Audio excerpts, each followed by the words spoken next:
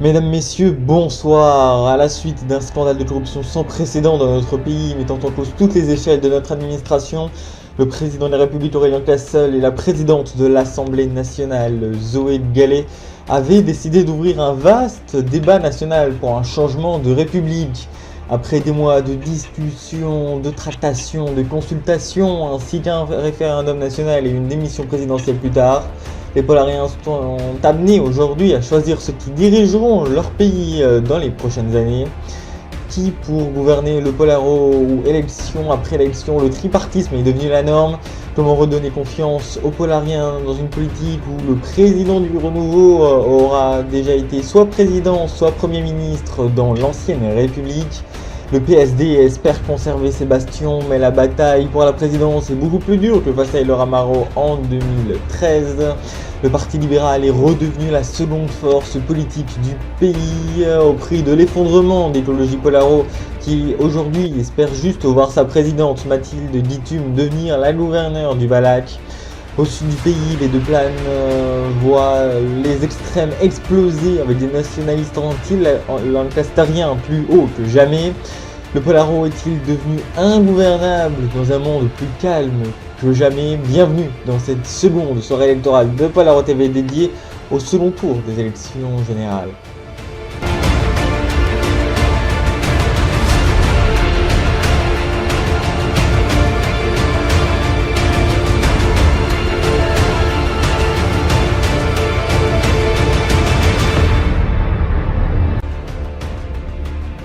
Quelques minutes avant que nous puissions vous donner les premiers résultats de ces élections générales, mais avant tout le chiffre de la participation avec vous, Aurélie Falor, chef du service politique de Polaro 2 et Polaro TV. Bonjour. La participation finale est estimée à 87,33% des personnes inscrites sur les listes électorales, ce qui est un très bon résultat. Une participation presque massive donc. Exactement, ces élections doivent servir d'épilogue à ces mois de blocage politique et les Polariens ont visiblement compris l'importance de ce double scrutin, car ils votent non seulement pour leur premier président de la Troisième République, mais aussi pour constituer leurs parlements provinciaux et choisir donc leur nouveau gouverneur. D'ailleurs, je souhaitais revenir avec vous sur un fait qui pourrait presque paraître paradoxal, mais ces élections générales sont celles du renouveau, mais pourtant rares sont les candidats vraiment issus de la nouveauté. Pour la présidentielle, on assiste à un duel entre un ancien président social-démocrate et un ancien premier ministre libéral, et même au niveau des provinces où la quasi-totalité des principaux candidats sont des politiques connus et avec déjà plusieurs mandats derrière eux, et pourtant, bon nombre d'entre eux sont favoris. Alors comment expliquer cette contradiction entre ce besoin de nouveauté d'une part, et d'autre part la confiance apportée aux anciens politiques ? Effectivement, la situation peut vraiment paraître paradoxale, mais c'est pourtant un phénomène bien réel. Cependant, ce phénomène s'explique par un besoin d'être rassuré pour les Polariens.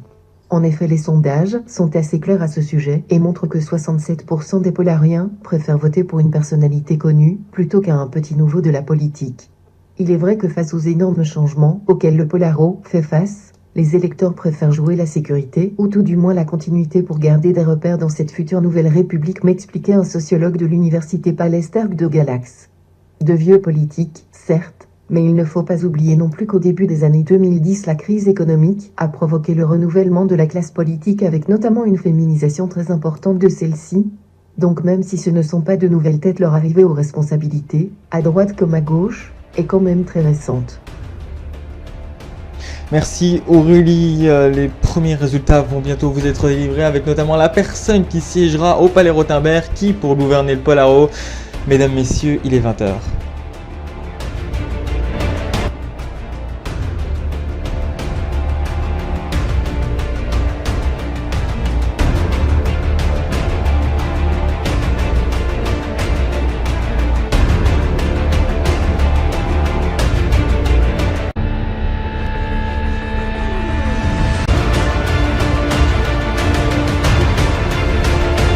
Aurélien Cassel est donc réélu président de la République, le premier président de cette Troisième République avec 54,3% des suffrages exprimés. Derrière Edem Itam qui termine lui avec 45,7% des voix. Aurélien Cassel pourra donc terminer en quelque sorte son mandat puisqu'il avait lui-même démissionné il y a quelques mois pour pleinement se lancer dans la primaire puis la présidentielle. Au niveau des résultats provinciaux, beaucoup de surprises, surtout dans 2 provinces. À l'heure où nous vous parlons, nous sommes incapables de vous dire qui l'emporte dans la Norvegia car le PSD et le PL ne seraient qu'à une dizaine de points, dit-on au ministère de l'Intérieur. Résultat à suivre donc, et nous serons en duplex dans un instant à la para, mais avant le cas du Balak qui est lui aussi sujet à surprise, Aurélie. Mathilde Guitaume aura perdu son pari, car elle ne sera pas la prochaine gouverneure du Balak. C'est la liste du libéral Édouard Solmer qui s'est imposée de peu avec 34,61 contre 34,22% des voix pour l'écologiste. Édouard Solmer, c'est la grande surprise de ces provinciales, le seul nouveau candidat qui a réellement réussi à convaincre les Polariens, puisqu'il a été élu dans cette province historiquement plutôt à droite, mais qui était passé sous pavillon vert depuis un certain nombre d'élections, jusqu'à l'affaire d'Ecolia, qui a ébranlé le parti l'année dernière. Et Laura Marot, mairesse écolo de Meneaux-sur-Berge, la capitale provinciale, ainsi que candidate perdante aux 2 dernières présidentielles, dont la dernière en date était dimanche dernier, est également une des plus proches de Mathilde Guitaume, ce qui transforme cette défaite en double revers pour les 2 femmes dans leur terre, dans l'un de leurs derniers bastions nationaux de l'Eb d'ailleurs. Après, d'après les résultats départementaux qui nous parviennent du ministère de l'Intérieur, la liste écologiste aurait quand même bien été en tête dans leur bastion historique de la Auberge avec 35,1% des suffrages, cependant les libéraux sont juste derrière avec 34,8%. Pourtant, ailleurs, les résultats écologistes sont meilleurs qu'au premier tour. Malgré cet échec symbolique d'écologie Polaro dans le Balak, la soirée est plutôt bonne pour le parti car leur liste provinciale aurait fait mieux qu'au premier tour, avec 23,1% des voix au niveau national. Cependant le parti serait en tête à Prismairie, territoire désormais quasi autonome du Polarien se trouvant vers le Lagos, mais faible lot de consolation malgré tout. Après, ces bons résultats ne sont pas du tout uniformes, car là où la liste fait 6% de plus qu'au premier tour, comme c'est par exemple le cas en Norvegia, dans le Haut-Lac Écologie Polaro a fait 8% moins bien que dimanche dernier, notamment au profit d'Ambari Keladj, qui a remporté sans conteste cette province, et donc dont il sera le prochain gouverneur, avec plus de 42% des suffrages. D'ailleurs, pour revenir à une analyse plus nationale, en nombre de provinces et sans la Norvegia, le PL et le PSD font jeu égaux avec 4 provinces chacun. Merci Aurore, justement, bonsoir Sébastien Didot, vous êtes en direct de la Para pour Polar 2 et Polaro TV. Tous les regards se tournent vers la Norvegia car c'est la seule province où les scores seraient tellement serrés que nous ne pouvons simplement pas annoncer de vainqueur. Vous êtes de la préfecture régionale qui sera donc prochainement provinciale. Sébastien, avez-vous des résultats à nous communiquer? À l'instant, on me dit que oui.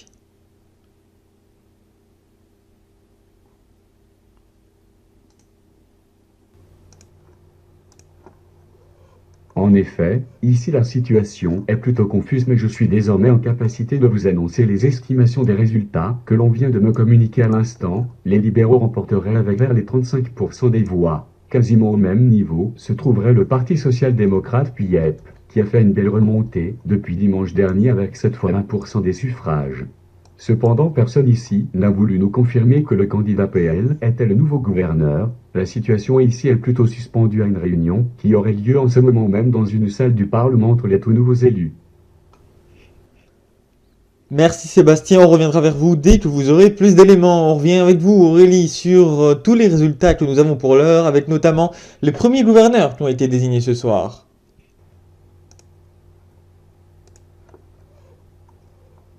Oui, même si je rappelle que les gouverneurs seront définitivement élus par un vote de leurs parlements provinciaux respectifs le 1er juillet prochain. Vous pouvez donc voir à votre écran une infographie reprenant les résultats dans tous les départements polariens, graphique qui sera disponible en version interactive sur le sujet du Polaro présent sur le forum de GC. Sinon, dans les résultats, Ambari Keladj va devenir le prochain gouverneur du Haut-Lac avec 42,65% des voix. Le maire de Verbania, qui a par ailleurs annoncé qu'il démissionnerait de la mairie pour se donner pleinement à ses tâches provinciales, des élections municipales partielles devraient donc avoir lieu à Verbania dans les prochains mois. Dans les deux planes, c'est Andreas Balm qui a confirmé son avance du premier tour et qui a donc remporté la province 32,81% contre 29,24% pour les sociodémocrates. Dans cette province du sud du Polaro, par contre, les extrêmes ont explosé avec Par exemple le Parti national, qui est à presque 10% avec 9,82% des voix. Les socialistes sont eux à plus de 5%, les communistes passent la barre symbolique des 3% des suffrages. Les résultats complets sont à votre écran. Plus rapidement, Agnès Delors a été réélue dans le Cosmos tout comme Pascal Lemel dans la Lagarie. En prime Agnasset, ancien ministre de l'aménagement du territoire, qui devrait être fait gouverneur, avec 3 petits points d'avance sur son concurrent écologiste. Dans le Balac, ça sera finalement Édouard Solmer, qui se sera imposé face à Mathilde Guitaume de 40 dizaines de points cependant. Merci Aurélie, on rejoint maintenant Julien Morand qui est devant le palais Rothenberg, le palais présidentiel de Galax qui est en partie vide depuis la démission d'Aurélien Cassel qui a donc été réélu ce soir. Julien, alors que le PSD ont fait les victoires provinciales mais aussi et surtout la réélection de Cassel, les premiers dilemmes s'annoncent pour le nouveau président. Bonjour. Oui, vous le disiez, le palais derrière moi est en partie vide, mais Aurélien Castelet et son nouveau gouvernement auront bientôt le plaisir de réintégrer le lieu, et justement ce gouvernement va déjà être un temps fort de la nouvelle mandature Castelet, même s'il devrait jouer la carte de la continuité. À part Jennifer Larac, qui devrait quitter à coup sûr la diplomatie, notamment après s'être opposé à lui à la primaire, mais surtout d'avoir représenté l'Union socialiste pour la présidentielle, il est inimaginable pour les proches du nouveau président qu'elle ait à nouveau une fonction ministérielle. Pour la remplacer, quelques noms circulent déjà comme celui d'Axel Lefort qui avait déjà été ministre du Tourisme, mais surtout celui de Tamara Holquin qui serait privilégié d'après des sources internes. Le président lui vouerait une grande confiance et sa stature internationale ne pourrait qu'être positive pour l'image de Polaro à l'international, m'a dit un député ce matin. La secrétaire générale du Parti social-démocrate devrait donc normalement quitter les affaires du parti pour aller à un ministère régalien à sa hauteur, pour reprendre l'expression de proche du président avant même sa réélection. Après, le reste du gouvernement devrait rester sensiblement identique à celui d'Itterberg II, mais justement l'identité du prochain Premier ministre ne fait guère de doute puisqu'il s'agit, comme le veut la nouvelle constitution, d'une personnalité élue par le Parlement. Or l'actuelle présidente de celui-ci semble très bien placée pour diriger le prochain gouvernement du Polaro. La seconde grande interrogation porte sur le ministre d'État, poste nouvellement créé par la Troisième République, qui doit synchroniser les politiques nationales avec celles provinciales. Ce sera donc un gouverneur élu par ses collègues, et là encore l'équation reste d'être très difficile pour le futur exécutif, surtout si c'est la droite qui remporte la Norvegia comme il semblerait que ce soit le cas. Exactement. Ce ministre d'État aura naturellement un rôle très important dans le prochain gouvernement. Or, ce n'est pas directement le président, en l'occurrence Aurélien Cassel, qui le choisira puisqu'il s'agira d'un gouverneur élu par les 8 autres présidents de provinces métropolitaines, celle de Prise-Méry étant suffisamment indépendante pour ne pas en faire partie. Or, pour l'instant nous sommes à 4 provinces pour la gauche et 4 pour les libéraux, ce qui rend impossible de dire qui sera ce futur gouverneur général, comme il est également appelé. Par contre, une chose est claire, c'est que si la droite remporte la Norvegia, ce sont eux qui seraient en tête, avec une majorité de 5 contre 4, ce qui leur permettrait de choisir l'un des leurs pour le poste.